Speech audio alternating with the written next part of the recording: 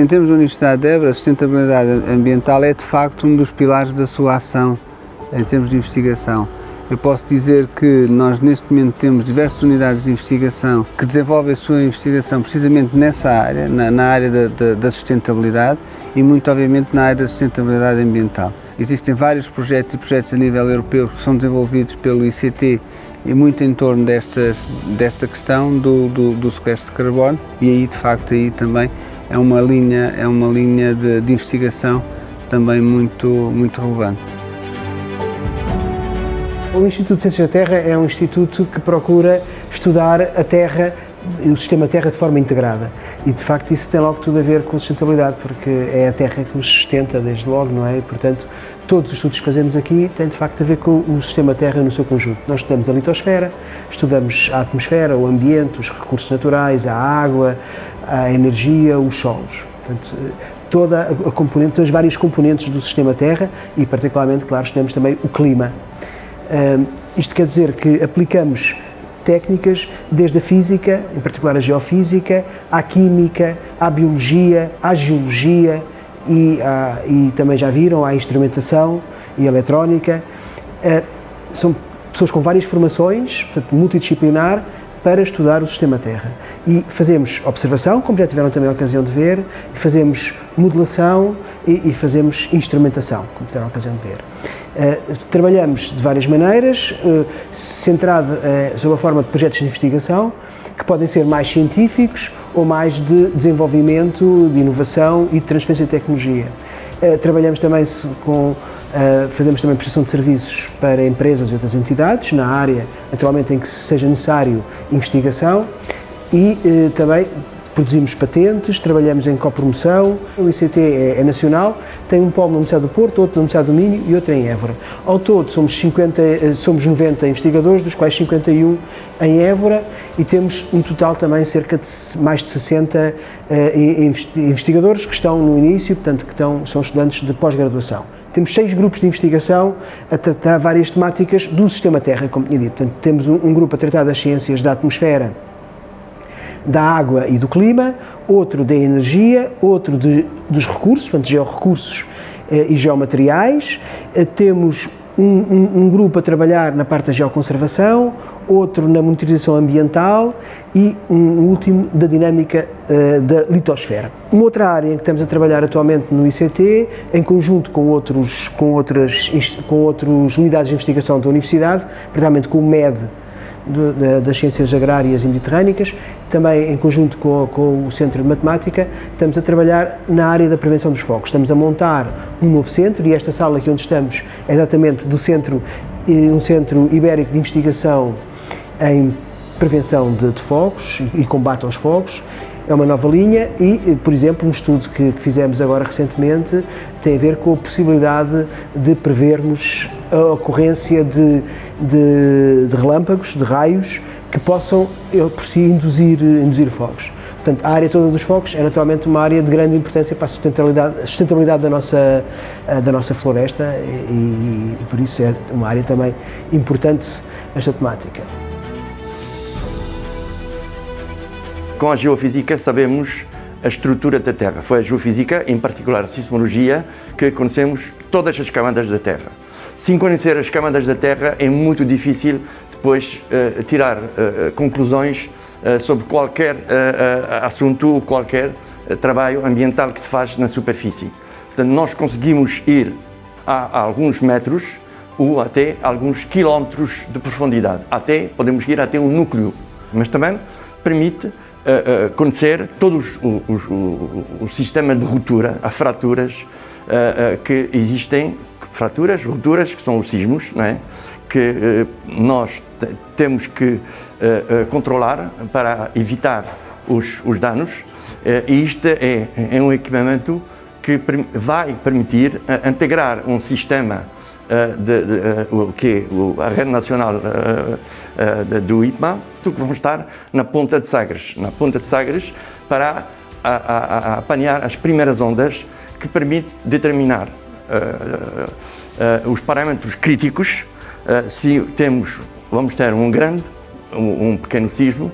No caso de atingir uma magnitude crítica, 8,5, 9, vamos ter tempo de alertar as autoridades de forma a parar todas as atividades industriais, para diminuir, digamos, os danos. A geofísica é uma ciência que tem várias aplicações. Uma delas, que nos últimos anos tem tido muita expressão, é a geofísica aplicada ao património, nomeadamente à arqueologia. Portanto, através das técnicas de geofísica, nós conseguimos modelar o espaço que está abaixo da superfície numa extensão de alguns metros, de até 40, 50 metros, dependendo das técnicas, não é? Podemos aplicar esse conhecimento em várias áreas. Uma delas, como já disse, é a arqueologia.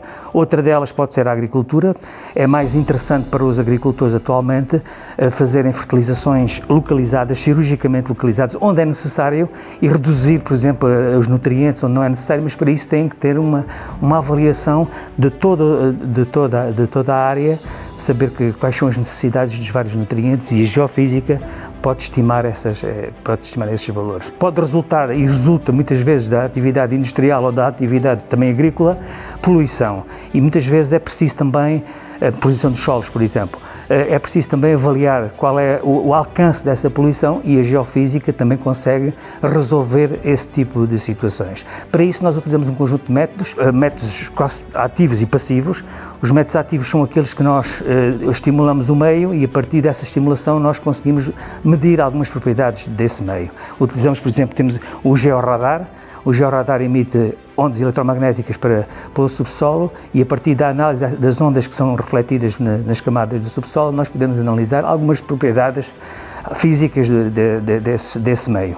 Utilizamos também, por exemplo, as propriedades magnéticas, medindo as propriedades magnéticas da superfície, nós conseguimos inferir quais são os materiais que produzem, que estão abaixo da superfície, que produzem essas propriedades. Utilizamos a sísmica não é sismologia, a sísmica é nós estimularmos o meio com uma pancada na superfície e medirmos as ondas que se propagam por esse meio, e a partir da análise dessas ondas nós conseguimos também conhecer algumas propriedades do meio. Eu estou a trabalhar dentro do Instituto de Ciências da Terra, na componente dos recursos minerais. E os recursos minerais, a minha especialidade propriamente dita, é os recursos minerais metálicos. E são um elemento fundamental para a sustentabilidade. Vamos começar do princípio da cadeia. Portanto, no princípio da cadeia está a exploração dos recursos. Porquê é que nós precisamos dos recursos? Porque tudo o que nos rodeia está dependente dos recursos.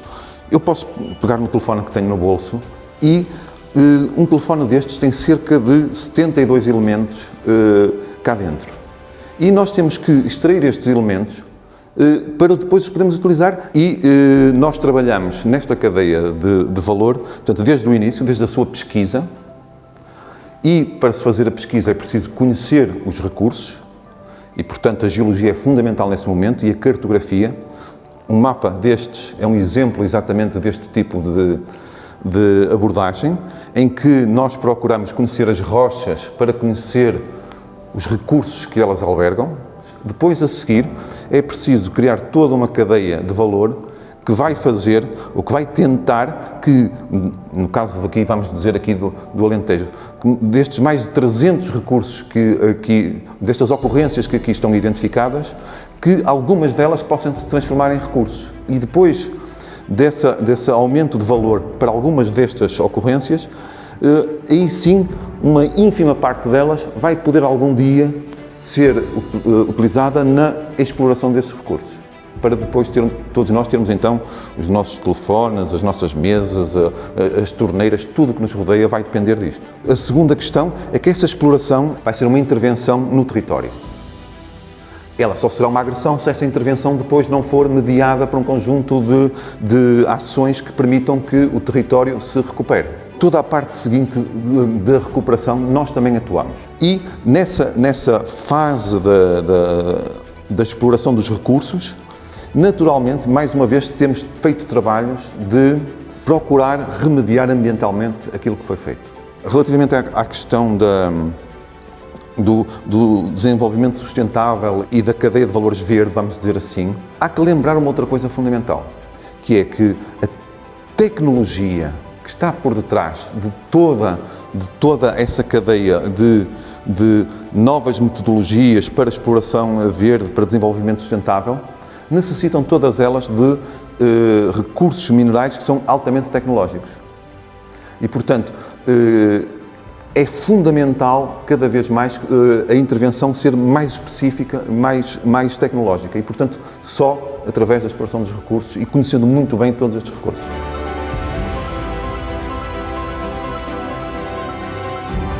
Esse é um laboratório de instrumentação e controle e aqui nascem um conjunto de ideias na área de engenharia variadas, mas com aplicações industriais, aplicações diretas para o mundo económico, portanto, o mundo industrial. Basicamente, temos aqui vários projetos multidisciplinares em curso. Temos um aqui que está na área da indústria do mármore, que visa, através de introdução de instrumentação de baixo custo, mas altamente sofisticada, diminuir o desperdício na fase do corte do mármore, extração e corte do mármore e optimizar, digamos assim, o produto final, que é a pedra, que é a rocha ornamental. Também temos trabalhos, portanto, na área dos sistemas fotovoltaicos, que a introdução de um conceito chamado de Smart Panel, tornando os painéis fotovoltaicos inteligentes na fase da exploração, obviamente, através da introdução de sistemas embarcados de baixo custo, que facilitarão a optimização, extração da energia destes dispositivos ou até da sua manutenção e reparação futura de uma forma integrada e otimizada. Temos também trabalhos na área da qualidade da água, da monitorização e análise da água em tempo real. Estamos a trabalhar com um estudante de doutoramento na concepção de um sensor integrado num drone submarino para a monitorização e a avaliação da qualidade da água em tempo real, podendo as autoridades ou quem monitoriza estar informado destes parâmetros da água para monitorizar descargas ilegais, poluições ou coisas assim parecidas. Também temos vários projetos na área da agricultura, por exemplo, a concepção de estufas inteligentes, concepção de sistemas de prevenção de pragas também inteligentes. Temos parcerias também com indústrias como a Delta Café, como a indústria do café, para a concepção de moinhos enfim, com menos ruidosos. Temos também um conceito agora que iniciamos, que é encorajar os alunos para o empreendedorismo. O produto deles terá como objetivo, com finalidade, uma aplicação industrial com encorajamentos não só em publicações científicas, obviamente, que são também necessárias, mas também na concepção de patentes e, inclusive, na montagem de empresas de prestação de serviço para empresas ou empresas concebedoras de tipo spin-off, ou startups, empresas vocacionadas para a criação de patentes ou conhecimentos novos para as empresas. Nós encontramos-nos no Observatório de Ciências da Atmosfera do Instituto de Ciências da Terra, que é um observatório importante que suporta a nossa investigação no grupo do Instituto de Ciências da Terra, que se ocupa de Ciências da Atmosfera, Água e Clima. Neste observatório temos um variado leque de observações que pretendem dar-nos um conhecimento profundo sobre as características da atmosfera e que são um suporte importante para estudos do clima, não só para o clima do presente, mas também para as projeções que se fazem para o futuro e para as alterações climáticas. Neste observatório nós observamos especialmente uns constituintes muito importantes da atmosfera, que são as partículas que se encontram em suspensão, chamados aerossóis.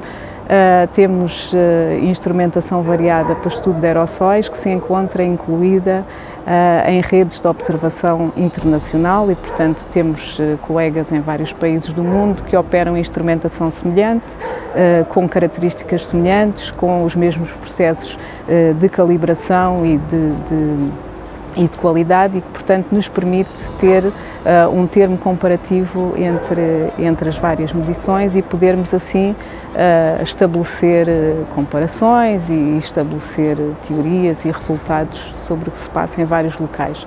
Um deles foi este que estava há pouco a efetuar medições, que pertence à rede Aeronet, que é exatamente uma rede que pretende estudar os aerossóis na atmosfera. Além deste que temos a operar aqui em Évora, temos um outro no Cabo da Roca, portanto que é um local importante também em termos de conhecimento da atmosfera e do clima, exatamente por ser numa zona costeira, junto mesmo na fronteira entre o mar e a terra, onde ocorrem processos diferentes daqueles que ocorrem, por exemplo, num local como a Évora, mais continental, digamos assim. Além disso, temos outro tipo de instrumentação para medir também propriedades de nuvens. Um deles é o que está aqui à minha frente, é o chamado radiómetro micro-ondas. Este radiómetro consegue medir a radiação da zona do espectro eletromagnético das micro-ondas e consegue nos dar informação sobre algumas propriedades das nuvens, como por exemplo o conteúdo de água líquida que elas contenham, mas além disso é um instrumento muito importante porque nos permite obter perfis verticais de temperatura e umidade da atmosfera, ou seja, dá-nos o mesmo tipo de informação que nós temos quando lançamos um balão meteorológico com uma sonda que nos vai emitindo para a superfície informação a cada nível da atmosfera sobre a temperatura e a umidade. Outro tipo de constituintes atmosféricos importantes de que nos ocupamos aqui no Instituto de Ciências da Terra são alguns gases atmosféricos. Os gases são muito importantes, especialmente no que diz respeito à qualidade do ar. Ouve-se falar muito hoje em dia de qualidade do ar, exatamente porque é aquele ar que nós respiramos que se encontra junto à superfície.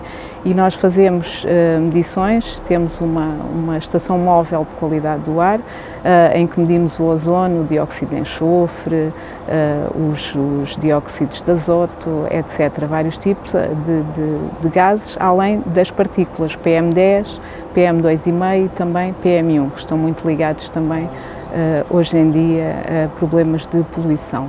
Além disso, temos algum outro tipo de medições que têm a ver, como são estas que estão aqui, que são medições mais tradicionais de radiação solar e de radiação infravermelha e também estações meteorológicas. Além desta estação meteorológica que temos aqui neste observatório, operamos mais algumas na região, portanto tentamos também ter esse tipo de informação mais básica. Um outro instrumento que temos aqui que é interessante e que também se liga muito com a qualidade do ar e até com os efeitos na saúde humana é este amostrador que recolhe partículas de pólenes na atmosfera, recolhem em filtros e há colegas do nosso grupo que depois analisam estes filtros para verem o tipo de pólenes que contém, assim como o número. E, portanto, isto em certas alturas do ano, como sabem, é muito importante para as alergias. Além disso, temos outras plataformas, como eu já falei em Cabo da Roca, temos uma plataforma hidrometeorológica em Alqueva, em que tentamos ligar um pouco o que se passa na atmosfera com a interface com a água e, portanto, temos medições meteorológicas, temos outro tipo de medições atmosféricas e fazemos também recolha e análise de qualidade da água, portanto, de águas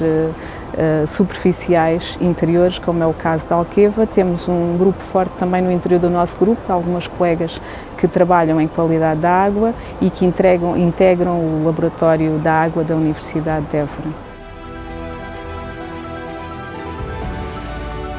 O Grupo de Energia desenvolve atividade em 4 linhas principais: captação e conversão de energia, com um especial foco na energia solar, armazenamento de energia e gestão de energia, estruturas de escoamento, transferência de energia, descarbonização e eficiência energética.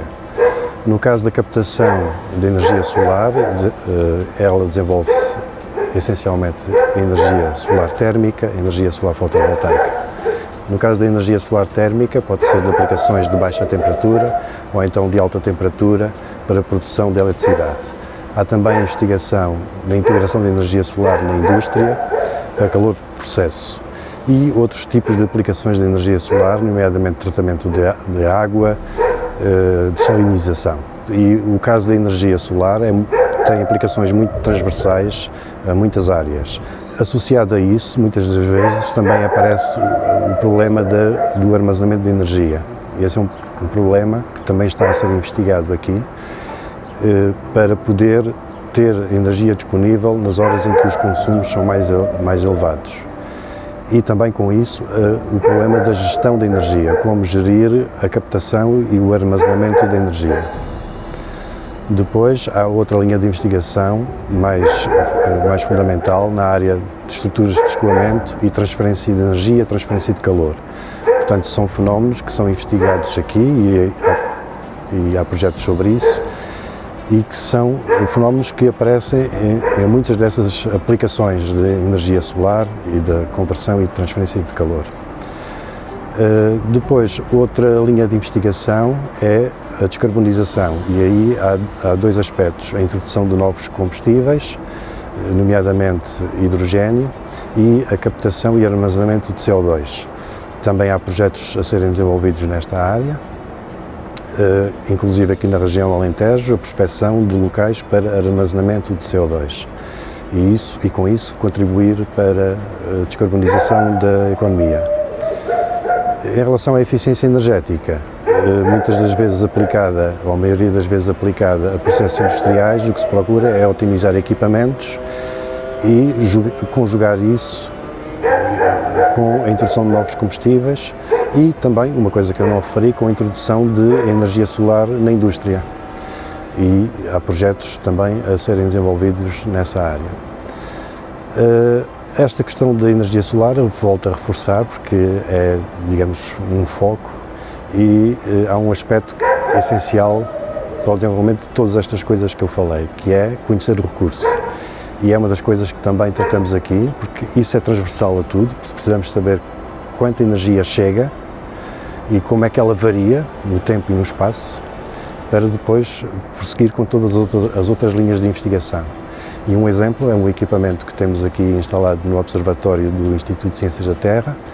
É uma estação radiométrica que mede as três componentes da radiação solar: a radiação direta, a radiação difusa e a radiação global. Esta estação pertence a uma rede. Houve um projeto a decorrer sobre isso para o mapeamento, a modelação e a modelação da radiação solar no Alentejo.